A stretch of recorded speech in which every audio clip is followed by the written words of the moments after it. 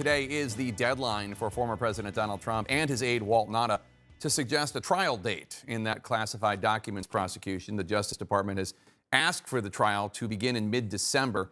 Let's turn to some of the most informed voices on everything in Trump legal world. We have with us Kaitlan Collins, CNN anchor of The Source, which premieres tonight at 9 p.m. Eastern, only on CNN. Former federal prosecutor Elie Honig, and of course the New York Times' Maggie Haberman. So Kaitlan, I mean, I don't even know who to start with because it's just like a bounty of brilliant people, but I'll start with you. The deadline comes as we're hearing special counsel Jack Smith's investigation into efforts to overturn the 2020 election results could be coming to a close. What are you hearing about that timeline? Yeah, it's not totally clear to anyone. I think especially the attorneys of the people who may very well get indicted in this investigation when this is actually going to happen, but people are bracing for it. It's something that they're kind of every day trying to read the tea leaves to see what's going to happen. I think the reason they think it's going to happen in the near future, however you define that, is because there's been a lot of activity within his office. He has been bringing people in. The people who appear Jack Smith has been bringing people in. And they've been with very aggressive deadlines. They're not allowing people to delay and come in later or postpone. It's a very quick turnaround of when they want to hear from people. And so I think it's raising questions of what this is going to look like. And of course, what he's asking the people who are coming in about, which are key moments here with the fake electors, that crazy Oval Office meeting. Those are all the things that they believe it could be the end of the investigation. So you and I go way back when it comes to that December 18th Oval Office investigation, because you and I talked, because right after you found out about it, you and I spoke on the phone, and you were really worried because there are these powerful people talking about unconstitutional things, martial law, seizing the voting machine. So we know that special counsel Jack Smith is now looking into the meeting. How might this play into the investigation? In a couple of ways, Jake. I mean, I think one way is that they're looking at Trump's mindset, for one, the fact that that meeting took place a couple of hours before. And the meeting ended without him signing any of these executive orders that were for not special drafted. counsel, right, for Sidney Powell to become a special counsel or to seize voting machines and to use the government apparatus to do so. None of these orders were drafted by his White House. It ended without him taking action on that, but it was a couple of hours before he first tweeted, come to this rally, people, January on January 6th. We'll be wild. We'll be wild. So one is mindset. I think one is how he wanted to use the government and was thinking about using the government. But we don't know exactly what might come of it. We do know from a number of people who have been interviewed, to Kaitlan's point, a bunch of folks have been in. There has been a focus on the lawyers. There's been a focus on Sidney Powell in particular, who was in that meeting.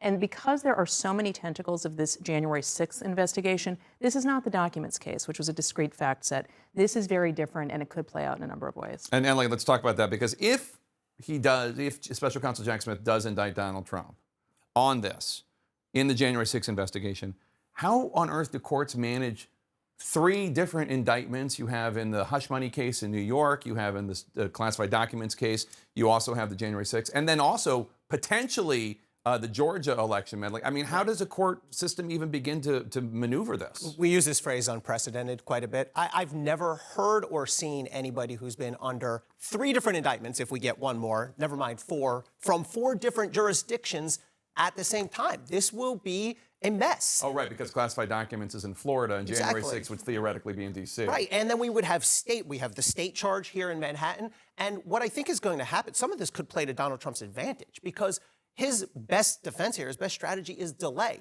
We will not try 3 or 4 cases between now and the election. I think it's not even 100% certain that we will try one of them. And ultimately, you would think, can't these prosecutors get together and prioritize? Because I think we can all agree, anyone can agree, if you take the allegations as true, January 6th is the most important. Right. The documents are second.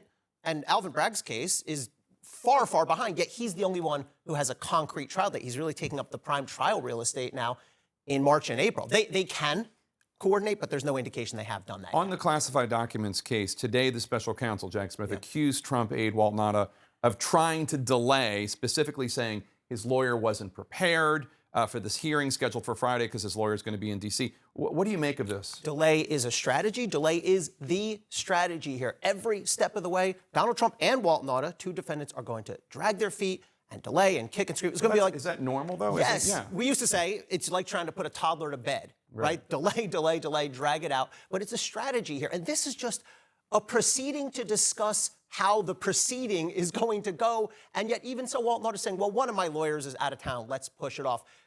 DOJ's right to push back, and I think the judge is going to reject the effort to postpone here. And Caitlin, the deadline the Trump legal team is facing today to tell the court their preferred timeline for this trial date.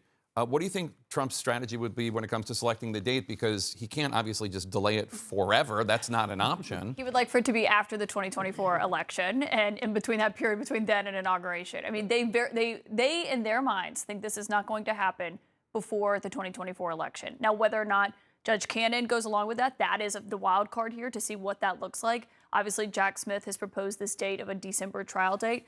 They don't think it's going to happen then, but they will try to push it. But I mean, we just found out the Iowa caucuses are going to be on January 15th. Right. So it's all of those, prime trial real estate was a great phrase. But it's all of those competing factors. But they are going to try to push it as far as they can. So, Maggie, obviously Trump's out there saying that every time he gets indicted, his poll numbers go up, and there is some validity to that. But in December, if there is this classified documents case begins there, and let's just remember, this is a case that he's been bashed by his former defense secretary, his former attorney general, his former chief of staff, John Kelly, and on and on and on. Do you think that taking place 1 month before the Iowa caucuses could actually maybe hurt him? That's the big X factor to me, Jake. We have not seen a dynamic where he is having to face evidence being presented every day, witnesses testifying every day.